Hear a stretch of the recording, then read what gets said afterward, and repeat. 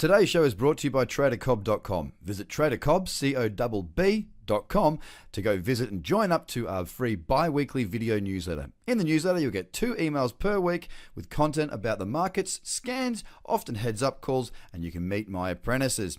Join the website now and find out more about how you can get a structured trading approach and attack the markets with an idea of what you're doing. Join TraderCobb.com now. Trader Cobb Crypto Podcast. This is the Trader Cobb Crypto Podcast.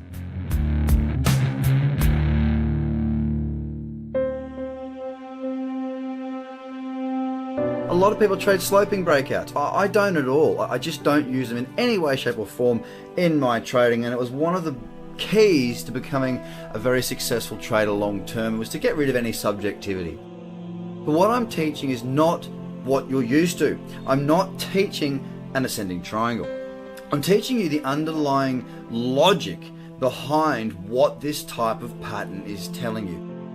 We can see the higher lows coming up throughout this sequence here, and what that actually means is we're starting to see momentum coming back to the bulls, back to the buyers, and you'll start to realize everything that I do is around you're either bullish or bearish, you're either buying or you're selling, coming back to simple market realities, which is you can buy and you can sell, and that is all that you can do.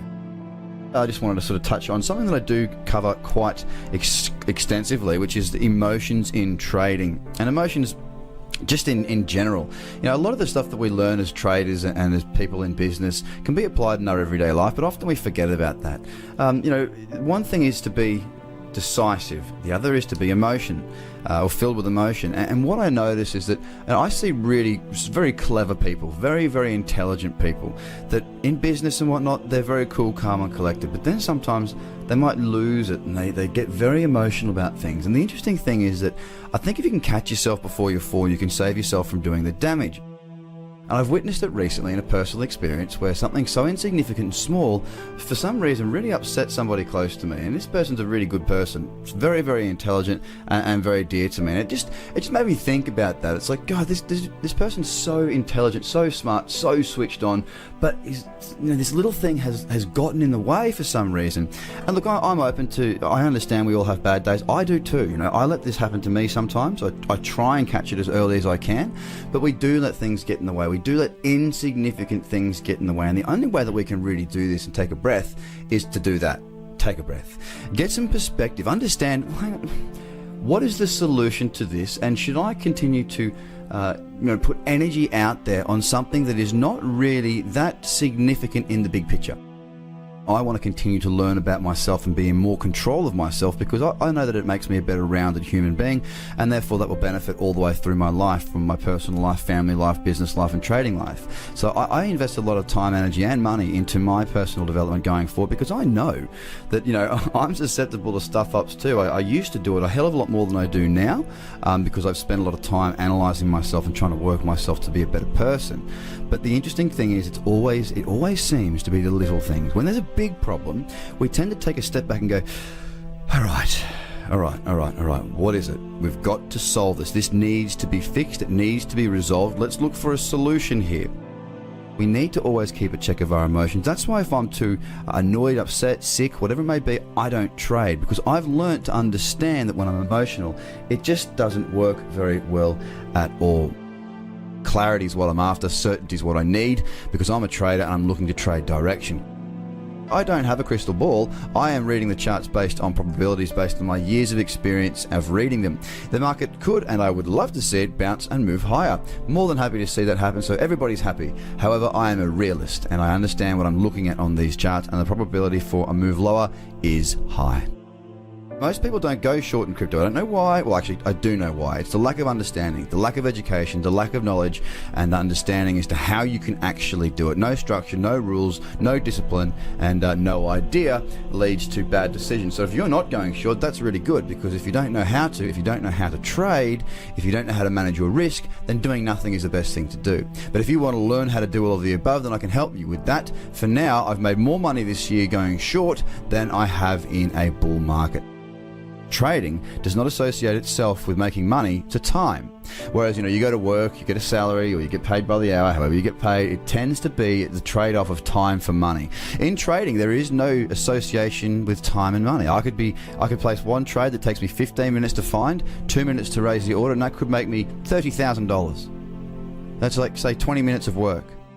It's not about measuring success by time. The more time you put in does not mean the more money that you will make. And I made this mistake.